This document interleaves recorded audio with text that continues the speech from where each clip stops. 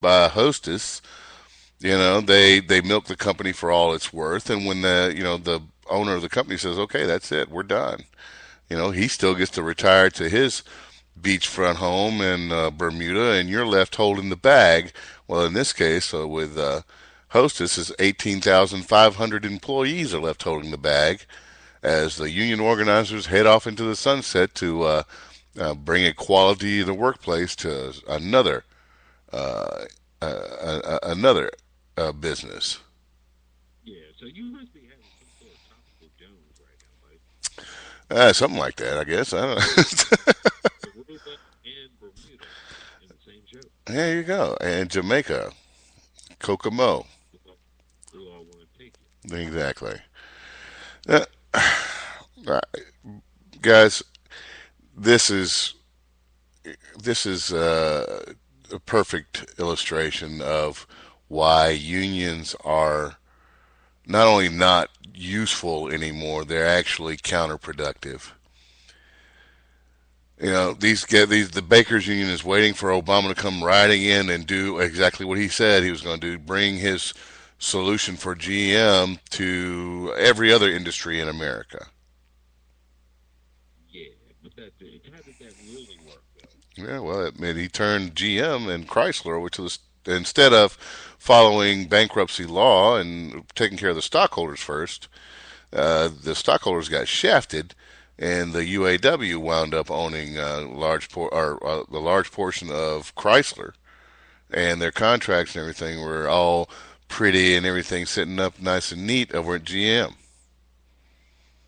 But who really owns Chrysler now? Fiat owns Chrysler next. Exactly. Mm.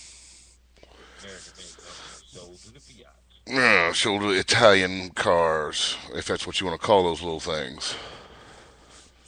Yeah, well, they remind me of the little Coupe. Yeah, the old 1960s era Coopers.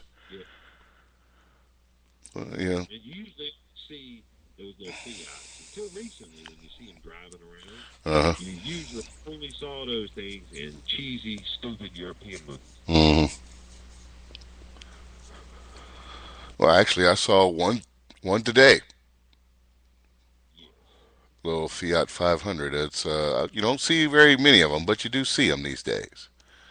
Which is wow. What what do you do? It's this is Obama wants a Western European style socialism, and here we go, boys and girls. Hang on to your hats. It's here. It ain't coming. It's here. That's correct. When you look at your first paycheck of 2013, you'll know it's here. Oh, can't wait. Yeah. Can't wait. It's I gonna. got some little numbers here that kind of says to me that you'll be getting about half of what you actually earned in 2013. Right. Well, I mean, back in the '80s, in my single days, I was dating a Canadian girl.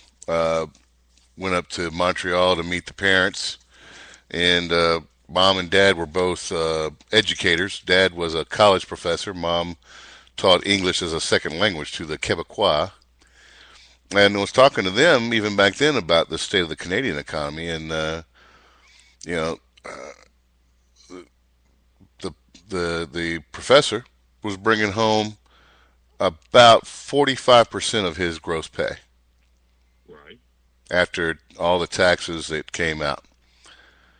45%. I mean, well, that's working 1 week for the government, 1 week for yourself, and then taking an additional 5% out just for good measure. Yeah. All right. Well, let me run through these numbers real quick. So we've got a second here, Oh yeah, go for it. and just a little bit of math here. Mm, Okay. So, say average middle class taxpayer pays about 25% of their income in federal taxes. Right. okay. Add in federal Social Security and Medicare. That's 13.3% on that same middle class down the middle of the road here. Mm, Okay. All right. And you are paying what out of that 13.3, you're paying 5.65, while your employer is paying 7.65. All right, add that in. Now you're up to 38.3% of your income. Okay, average state tax income. Okay, now I know there's states out there that has no income taxes, and I know they're the ones that are. So we're just taking them down the middle average here, Hmm. and that's about 4.82%. All right, add it in. Now you're at 43.2. Okay, now 43.2 average middle class, and then figure in fiscal cliff that we were talking about earlier there. Hmm. Little fiscal cliff. What is that? Right. And it'll go up about 3% from 25 to 28 on that first number there. Hmm. 3% on the middle class because of the fiscal cliff deal. Okay, so we just went, that jumped it up to about 45, and then add in a payroll tax. It'll go up, another 2% probably on payroll tax. All right, there's still stuff that we're not talking about. Not talking about property taxes, corporate taxes, excise taxes, so on and so forth. Hmm. And right there, you're at 50%. Nice. So you theoretically really have the chance to pay about 65% of what you make. Hmm. We're at local sales tax, Oh yeah. highway taxes, car taxes, Gas blah, blah, tax. blah. Tax. By the time you're done here, they're talking about, hey, that people need to pay their fair share. Well, what the hell is my fair share? Can I go ahead and get my toilet paper now, or do I have to stand in a line? Yeah.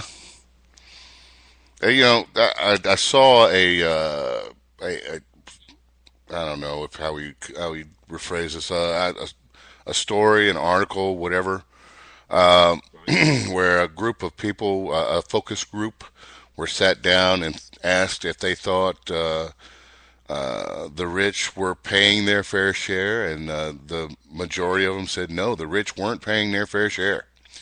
And then they were asked, well, what do you think their fair share should be?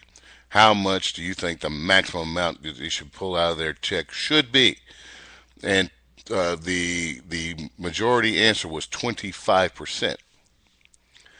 The top tax bracket in the United States is Where 30, is it? Where? 34%. Right. So again, the uninformed person sitting here being all outraged because the top earners aren't paying what they think is their fair share when they're actually paying 9% more than what these average people think they should have to pay. That just goes to show that the uh, mainstream media is doing a very good job of propagandizing the entire deal. Hmm. Well, and then let's talk about the 40+% that don't pay any income taxes at all. Oh yeah, they get it taken out of their check every week or every 2 weeks, however you get paid. But at the end of the year, they get back multiples of what they paid in through the earned income tax credit. I mean, how many people do you know that paid in like $400 or $500 last year that wind up getting back between $5,000 and $9,000? Right. And then you look at it and say, well, you didn't pay any income tax. Yeah, I did. I paid it. No, you didn't. You gave Uncle Sam a short-term high-interest loan. Right. You got all your money back plus some. Yeah, and see, and that I have never understood.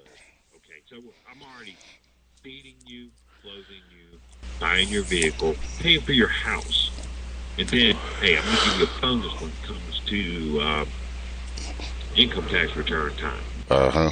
Oh, and you also give them a phone too. Don't forget the Obama phone. Oh, can't forget the Obama phone. You got to laugh to keep them crying on this one. Yeah, for the low price of free, Hmm. you too can have the Obama phone. You know, I know a guy right now who's got 80 some of them, Mm, and will sell you one very cheap. nice. Nice. Yeah, the takers have overcome the earners, bub. That's it.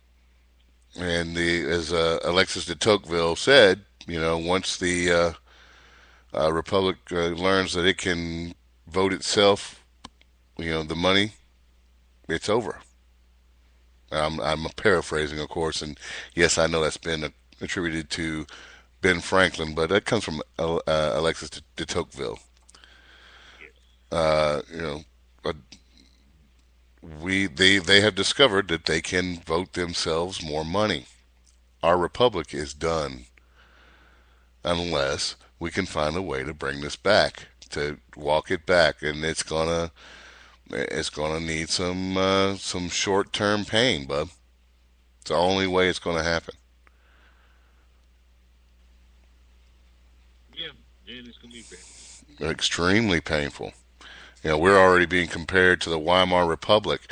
I heard today reports that Japan is the next Greece, the next one teetering on oblivion, with 240% of their GDP is debt. 240% of their gross national That's crazy. product is debt.